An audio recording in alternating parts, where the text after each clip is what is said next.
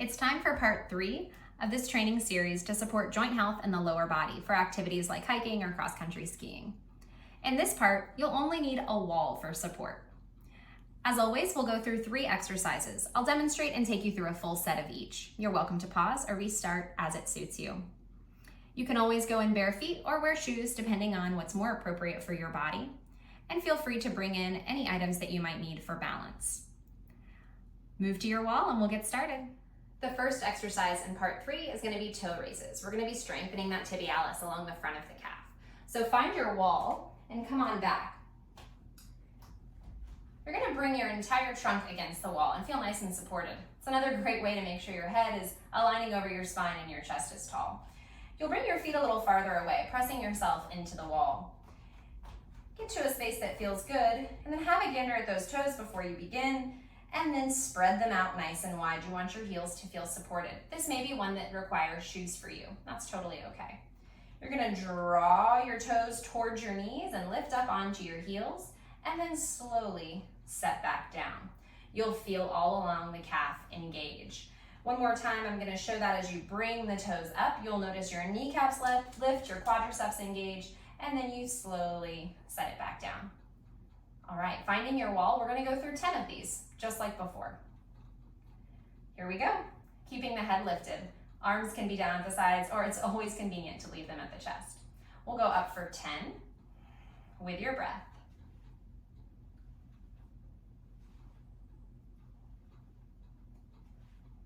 Feel the bottom of your foot working as well.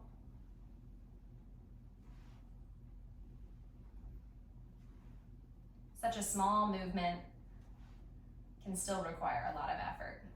2, last 1. Set it down and come away from the wall. The second exercise in part 3 is a wall sit. So these can vary in length tremendously. You need to do what's comfortable for you, and you can do as many of these as you feel good about. This might be great to do in the video, but you might find yourself doing these throughout the day. If you have an extra 30 seconds and a blank wall, go do a wall sit. You'll be surprised at how quickly you build strength.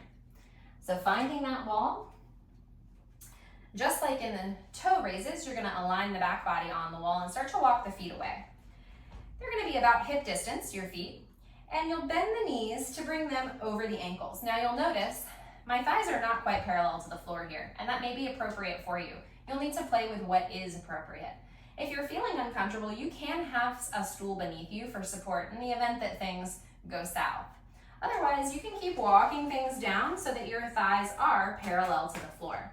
As always, keep the head pressing back and the shoulder blades moving down the back.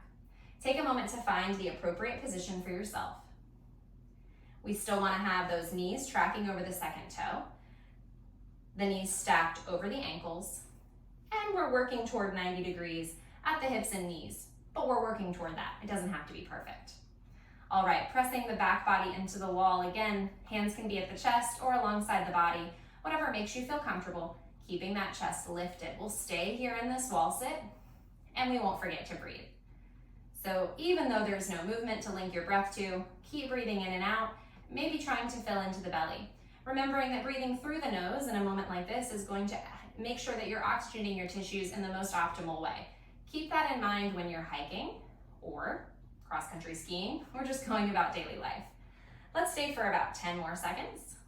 9, 8, 7, 6, 5, 4, 3, 2, 1. Woo, slide it back up. Feel those legs working and come away from the wall. Remember, whatever time is appropriate for you is the one that you should be doing. If you can go longer or shorter, that's fine. You're building strength in your body. The last exercise in part 3 is one you're probably familiar with. You can use a wall if you like, but any stable surface will do. I'm going to turn to the side so you can see me a little better. You can certainly use the wall and back yourself away, leaning toward it. But for this case, I'll just use this stable surface here, bringing my feet to hip distance. I'll start to simply raise my heels. So hanging on, I'll lift up onto tiptoes and slowly lower. If you want to test your balance, you can use your hiking poles or nothing at all. Coming up and down. As ever, Keeping that good alignment will make this a little easier. If you want to progress this and make this more challenging, you can of course slide something under your feet. This is the perfect height for me. It's increasing the range of motion just a couple of inches under the forefoot, coming all the way up, and then with control, coming all the way down. All right, let's go for 10 reps. We're gonna go up and down, as slow as can be controlled. And if you fall out of the posture, no worries, come right back in. Notice if you do add something under the forefoot, if it's causing you to have trouble controlling that descent, come out of it for a while or reduce the height. Focus mostly on form and control. Again, thinking about climbing up that mountain and down in a safe way. Let's do 2 more. Ooh. Last one. And lower. Thanks for working out with me to support your joint health. Remember, you can structure these videos in whatever way supports your training best. You can do one part at a time. Pause, repeat. I recommend 3 sets of each exercise, up to 10 reps or maybe more. You can also do part 1, 2, and 3 in order and do only 1 set of each exercise, or simply squeeze something in your life where you know it's going to fit. Happy training and have a great hike.